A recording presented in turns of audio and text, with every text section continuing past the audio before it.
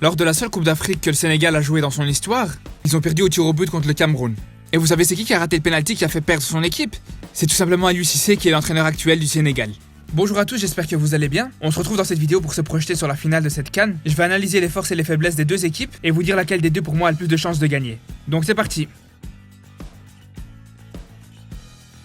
Bon, c'est vrai que j'aurais aimé voir une finale Algérie-Tunisie, mais ça n'empêche pas que l'affiche qu'on aura pour cette finale elle est aussi très belle. Je pense que tout le monde sera d'accord pour dire que c'est les deux équipes qui méritent le plus d'être en finale. D'ailleurs, c'est pour ça que je serai totalement neutre en regardant ce match. Parce que c'est vrai que quand on regarde le parcours du Sénégal, on se rend compte que cette équipe a fait une très bonne CAN, et c'est d'ailleurs la meilleure défense de la compétition, avec seulement un seul but encaissé. Même si c'est vrai qu'au niveau offensif, on en attendait un petit peu plus de la part des Lions de la Teranga.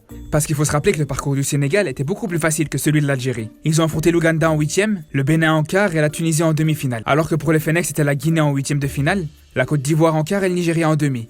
Donc le parcours algérien est d'autant plus honorable quand on sait qu'ils n'ont pas eu une seule défaite dans cette compétition. Pourtant, contrairement au Sénégal, on n'attendait absolument rien de l'Algérie avant cette compétition, et l'équipe de Belmadi c'était vraiment un outsider. Mais les Verts ont vraiment su inverser la tendance, parce que pour cette finale, ils partent clairement favoris. La première raison pour laquelle l'Algérie est favori de cette finale, c'est un événement majeur du côté sénégalais, qui est la suspension de Kalidou Koulibaly, qui est le patron de la défense du Sénégal. Et ça, je pense que ça peut vraiment jouer en la faveur des Fennecs, parce que comme vous savez, Bounedjah a un énorme volume de jeu, et ça face à une défense centrale qui sera sûrement composée de Sané et Koulibaly, ça peut être très risqué. Parce que les deux défenseurs n'ont pas l'habitude de jouer ensemble, donc ils pourront avoir beaucoup de difficultés à rester bien alignés. Et ça c'est la meilleure chose pour un attaquant quand il veut faire des appels efficaces. En plus de ces appels, là où Bounedjah est très dangereux aussi, c'est dans son pressing. Il n'hésite vraiment pas à harceler les défenseurs adverses quand ils ont le ballon. Et ça je pense que c'est quelque chose qui pourra poser beaucoup de problèmes à Kouyaté. Parce qu'on connaît tous les difficultés du défenseur sénégalais dans la relance. Et ça c'est quelque chose qu'on avait déjà vu dans le match Algérie-Sénégal en phase de poule. Ensuite défensivement, même si ça risque d'être un match très difficile pour Aïssa Mendy, parce qu'on connaît tous les difficultés du défenseur algérien pour les duels dans les airs. Mais à ce niveau-là, l'Algérie pourra compter à nouveau sur Ben Lamri pour faire le ménage dans les duels aériens.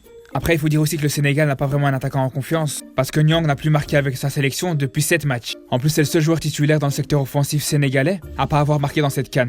Donc je pense pas que c'est de lui que les Algériens devront le plus se méfier. Par contre, Mbagna, son remplaçant, je le trouve vraiment très dangereux. Je trouve vraiment qu'il est assez complet. Il est vraiment très mobile dans le pressing comme vous le voyez ici, et il n'hésite pas non plus à décrocher pour se placer entre les lignes et récupérer les ballons aériens. Et il est aussi capable de proposer des appels vraiment intéressants. Regardez ici, il va décrocher pour demander le ballon dans les pieds, mais son seul but c'est d'attirer le défenseur tunisien en dehors de sa ligne. Et du coup, regardez l'énorme espace qu'il s'est procuré pour faire son appel. Ensuite, là où je pense que les Sénégalais pourront aussi proposer des choses très intéressantes, c'est bien sûr grâce à leurs ailiers. On connaît tous les qualités de vitesse qu'ont Mané et Ismaïla Assar. Et ça contre des latéraux algériens, qui bien qu'ils aient fait un excellent match contre le Nigeria, on sait tous que Sfaen et Ben Sebaini sont loin d'être des Ferrari. Et comme vous le savez, ils ont une grande tendance à se faire prendre dans leur dos.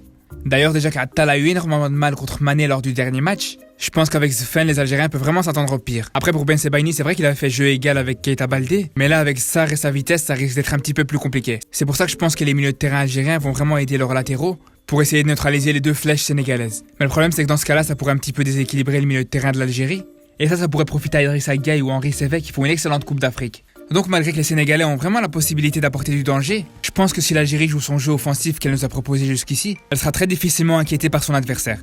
On a tous pu admirer dans cette Coupe d'Afrique l'armada offensif qu'avait cette équipe d'Algérie. On a déjà parlé de Bounedjah, mais c'est aussi le cas de Belaïli, qui apporte beaucoup de percussions dans le jeu, que ce soit par ses dribbles, par ses longues passes tranchantes, ou même par son jeu court basé sur des combinaisons rapides. Et bien sûr, en plus de Belaïli, on a Mahrez, parce que le joueur de City a montré dans cette CAN que même s'il faisait pas un grand match, il pouvait être décisif à tout moment. Et ça, c'est une très grande force dans une équipe. Et en plus de tout ça, on va même pas parler du banc de l'Algérie qui est bourré de qualité. D'ailleurs, c'est dommage de voir qu'il est pas assez exploité, notamment dans le match contre le Nigeria. Le coach algérien a fait 0 changement, et c'est la première fois dans l'histoire que ça arrive dans une demi-finale de Coupe d'Afrique. D'ailleurs, il a pris un très gros risque en faisant ce choix. On a bien vu qu'ils étaient complètement cramés physiquement au deuxième mi-temps, donc ils auraient vraiment pu craquer à tout moment. Du coup, je comprends vraiment pas ce qui lui est passé par la tête. D'ailleurs, quand les journalistes lui posent la question, en lui demandant pourquoi il a pas fait de changement, il dit ouais, mais de toute façon, on a gagné. Mais il faut pas encore qu'il crie victoire trop vite, parce qu'on est toujours pas à l'abri d'une méforme physique d'un des joueurs algériens dans cette finale. Mais de toute façon, même si ça devait arriver, il y a toujours de la matière sur le banc pour faire des changements si besoin. Donc c'est pour toutes ces raisons que je pense que l'Algérie est vraiment favori dans ce match. Mais malgré ça, comme je vous rappelle, les Sénégalais ont des vraies armes pour pouvoir inquiéter les Fennecs. Donc voilà, on se retrouvera dans la vidéo d'analyse de la finale. Donc abonnez-vous parce qu'il faudra surtout pas la rater.